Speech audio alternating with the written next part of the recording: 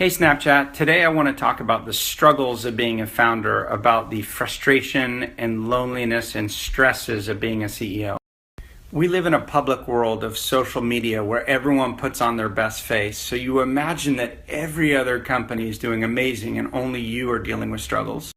I deal with many companies and many founders and CEOs of all levels, even in tens of millions of revenue, and I promise you people are still dealing with the same insecurity and pressures.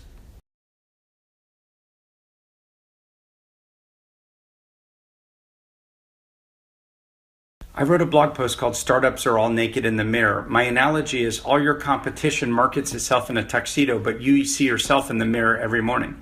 But I promise you, even though you see all your competition in tuxedos, they have to stare at themselves naked in the mirror every morning too. We're all the same. And once you accept that all your peers are not their Instagram posts and their amazing lives, they're all dealing with insecurities, it'll help yourself with your own feelings.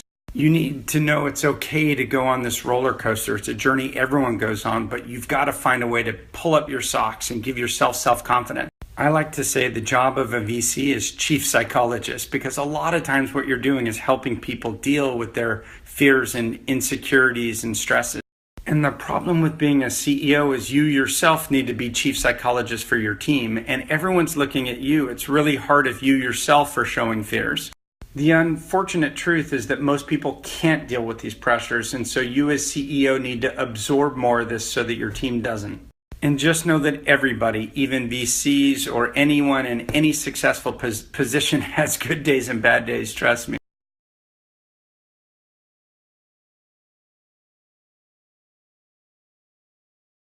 Hack 1, find a group of your peers and host regular private meetings with your peer group of same stages. You've got to start the discussion. No one will open up and tell you stuff, but if you start the conversation and you create a zone of confidence and trust, other people will open up too. You need to make yourself vulnerable. If you make yourself vulnerable, you'll have a group discussion and you'll build a self-fulfilling network. If you've ever heard of YPO, the Young Presidents Organization, this is precisely what they do. They build strong bonds of people who are vulnerable and share. Once you've established a trusting peer group, now you have people you can reach out to for questions you're trying to solve, even tricky personal questions. Want to know how to fire a senior employee? Want to know how to deal with the VC who's meddling? Want to know how to recruit a head of marketing? These are all things you should ask your network. And just as I always tell you, I practice exactly what I preach. So I'm going to give you some examples of what I've done in just the last 30 days. I'm trying to figure out how all my peers are dealing with the increasing amount of inside rounds. So I organized 5 of my peers to do 20-minute video conference calls off the record. I promised them that I would write up the notes afterwards with no attribution to anyone so I could share the knowledge back with everybody. I've had 2 VC dinners in the last 2 weeks, one with Jim Robinson and one with Bryce Roberts, and both of them I opened up and got vulnerable.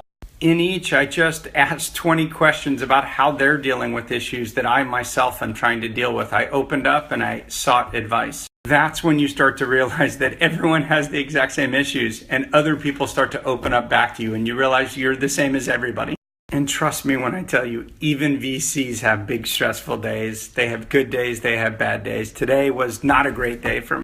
So I did what I always do. I called my buddy who always cheers me up. I called Stuart Lander and I just shit talked with him for a half hour. You know, that always gets me back in positive.